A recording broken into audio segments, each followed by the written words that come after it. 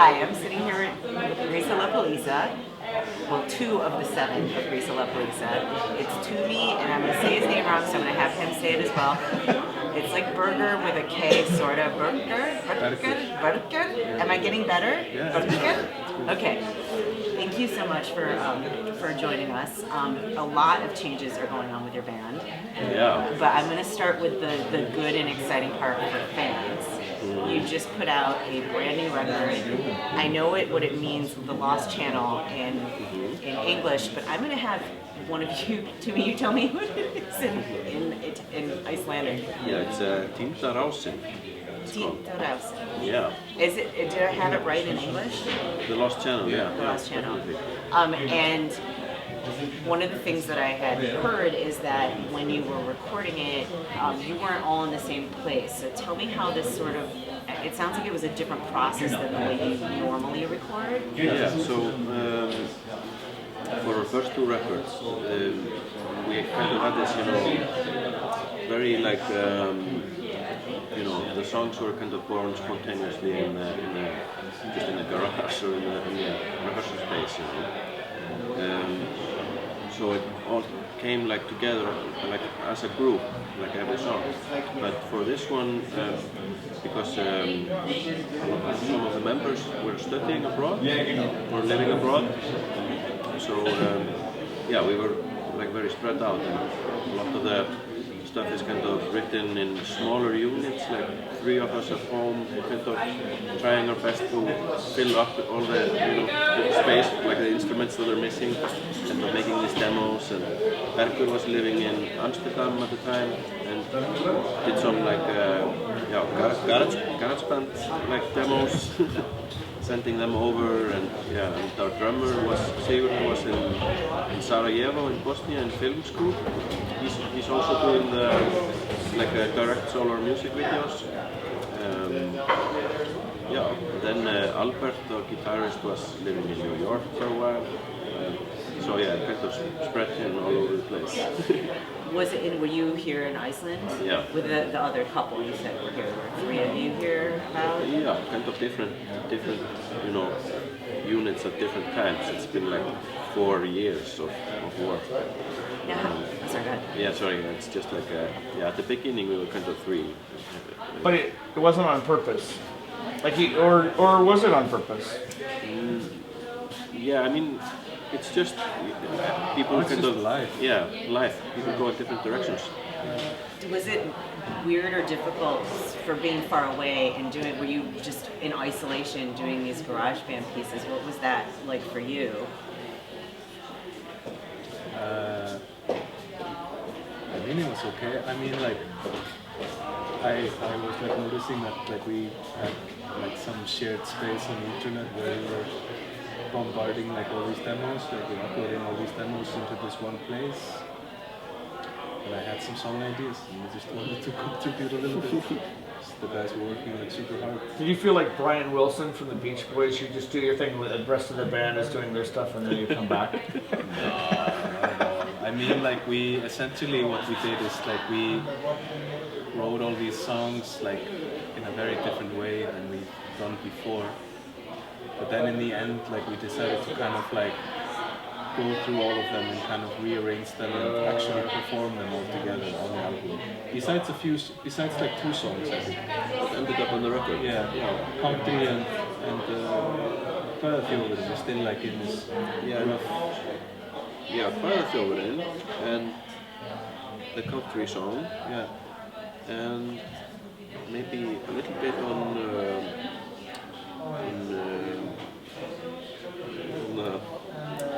I can't remember the song names of them now. So was this like can I ask, like, was this like doing this record this way, was it like almost like a first date where like you like this person a lot, you've heard this person a lot, you're really into this person a lot, and now you finally get together and you're gonna be like having dinner? Yeah. He nailed it, right? Yeah, I know. Yeah, Sure. yeah.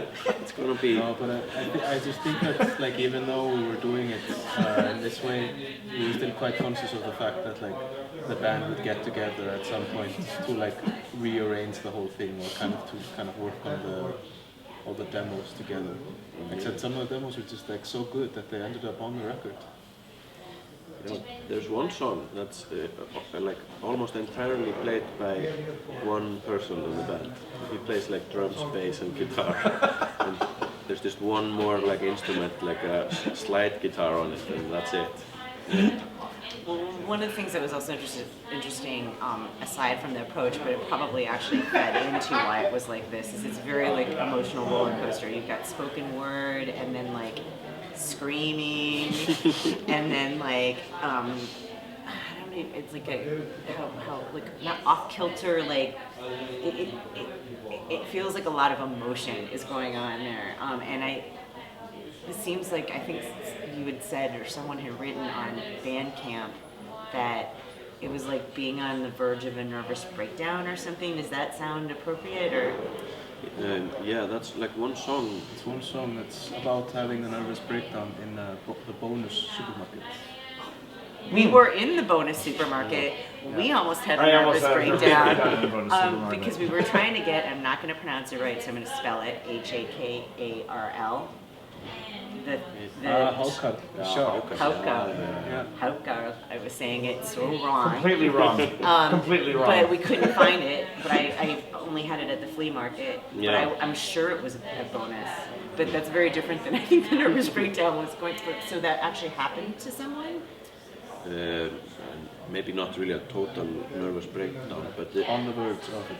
yeah, this like whole album has been like extremely difficult to do, and yeah, that's why it's taken us so many years, and it just wasn't kind of clicking or something, and the album kind of turned like slowly morphed into being about not being able to make the album, and we're also kind of realizing that afterwards, like all the lyrics are kind of making sense in a new light, like after we release it, and we discover some new things about it, but it's been super hard.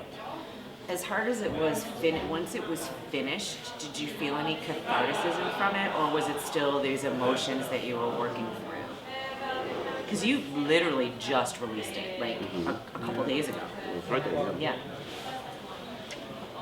I think we're all very proud of the album. Yeah, that we actually made it through. And that it's out there. Yeah. Can you laugh about it now? Now that that's passed, can you actually like go? Because a lot of times when something is so serious, you go back.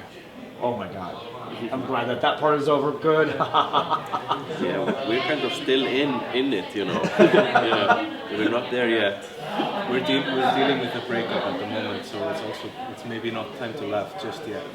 Well, and that was the thing I was going to say, that we have the good that you finally got the album out. The sad reality that I was super bummed out to hear is that you are breaking out. Was the album what caused it, or what is it?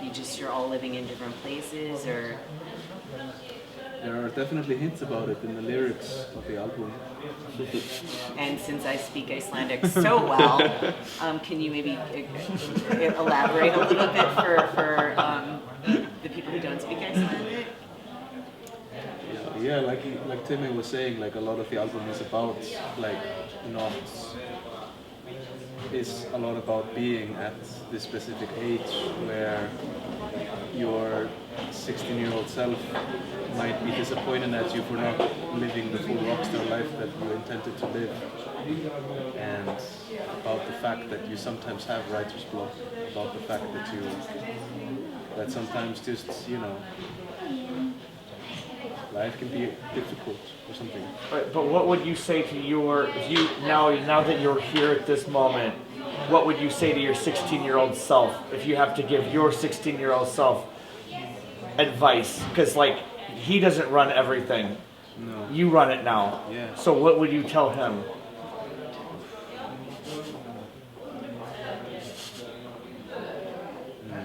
was a deep That's a very question. deep question. I really don't know what I would tell you. I think I don't like regret anything that my 16-year-old self did really, but yeah, it's more about this, you know, just trying to realize the like place you are in now. It's so that it's totally different. Yeah, I don't know. It doesn't turn out the way you think it is when you're 16. No, definitely But not. it's better. Yeah, in a way, yeah, definitely. But yeah, you know the first two records have like the narrative has been so much like this, being like young and kind of, you know, Young and loud, and kind of, you're in there and you're kind of drunk on life. in there with your friends. And this idea about we're going to rule the world, with rock and roll or something. And then this one is, we all have like families and are like taking these totally different parts, and it's a 7-piece band, and it's just a really hard thing to keep together. So, Would you say individually, well, first of all, so these are some of your last shows that are planned, right, at Iceland Airwaves. Everyone who's here is very lucky that they're going to get to see you. Actually, is there only one show you're doing this time? Or two? Actually, we just got confirmed to play at the Hex Hostel. Oh, so you're doing more than one, because I know on the official I only saw one. Oh, good, so we'll get to see more than There was one. one bonus one that just came through this morning. Great. So, do you have any more after this, or is it Airwaves really going to be it for you? We're gonna see how we feel after this weekend. That makes sense. How does 16-year-old you feel about it, though? 16-year-old Does he want to you do is it? gonna say, "Come on, 16-year-old keep you wants to rocking." do it. Do it. yeah, he wants to keep going. Definitely. Do you think, as individually, do you still plan on continuing with music? Whether obviously, Grísalappalísa is breaking up, but that doesn't necessarily mean that you can't still. What are your plans? Or have you not had the chance to reflect on that yet? I think we are like totally a family almost. So I think we are definitely going to be like working together in these different groups and on different projects, not necessarily all music projects. So yeah, I think it's going to be a little bit different, but a lot of collaboration. I have like 2 more questions. Did you have one that you wanted? No, I was going to say go for it. So where I think you could reflect on this, especially since we've been talking about being 16 and where you are now, where the 2010s are over, all of us are looking back at a decade, right? I was thinking, what was I doing 10 years ago? Have I grown? Have I not? I do the same thing. I wasn't 16 though. I know if that's surprising. Really? I wasn't 16 in 2010. Would you reflect for me, what would you say is one of your favorite musical moments of the 2010s at Iceland Airwaves? It could either be you guys, or it could be something that you saw. Or it could be both. You can give me both answers if you want. I have one. Do you remember when we played in the cave? Oh yeah. What year was that? 2013 or 14 or something like that. It was a totally ridiculous gig. We were playing in a cave somewhere at like 9 o'clock in the morning or something. And I think it was just supposed to be like this like very like these Icelandic ideas about getting like local musicians to play some beautiful music in a cave, and it's gonna be like reverby and magical. And then like the cave was like totally dead, like a studio. Because, there was no. It was dead. Like it was no reflection. there was no like reverb or anything. No. It's just like being in a movie theater. Wow. And we just sat there for like half an hour waiting for like a group of tourists, and then we played like some improvisation thing, and everyone was like drinking a lot of brennivín and like, 10 in the morning. So did they even know who you were? No, I don't think so. It was just some musician. And then we were like all driven back and we had a gig in Harpa at like 12 So like you literally, people are just like hiking through a cave and they're like, oh, hello, and then like you guys started playing. You jump out with your saxophone like I also have a friend that was hired to do like a similar thing, not at Airwaves, but some years before, and he was like hired to be like this flute playing elf in the same cave. So yeah. Man, I think I saw that yesterday at Bonus, but I could be wrong. How about you? Do you have a memory, a similar memory from the last 10 years? A favorite one in Airwaves or maybe even just with your band? I think one of my highlights was actually like in the first Airwaves I ever went to in like 2008, I think, and I saw Deerhoof, and a band that I was in at that time. We were sharing like the night with them at that venue. Yeah, that was very nice. I have one more. Please share. Do you remember that one of my favorite memories is when we had played a gig on Saturday and we did not. Oh yes! Oh my god! Wait. He knows what you're talking about, but I have no idea. So It's delivering. we played like a gig at 10 o'clock or something, and we were both like finished at the festival because it's always so busy with like playing 15 concerts. And then we were kind of walking up on Harpa, and the whole night was ahead, a lot of interesting music. And I remember this is like we were like thinking about like what do you want to do now, and like neither of us really wanted to do anything, so we just ended up like going to buy like a lot of chips and went home and watched Anchorman on the computer instead. So it was just perfect, you know. Totally fine with missing out on everything, just sitting in the sofa like, Sometimes it's worth it, right? Yeah, definitely. There's always that moment where you're like, yeah, I can do all that, or I can just chill. And I mean, sometimes you need that, and you do play a lot. So I'm really excited to see you guys. Thank you so much for joining us here. Very much appreciate it. And yeah, now we have 2 shows we get to see. So, thanks.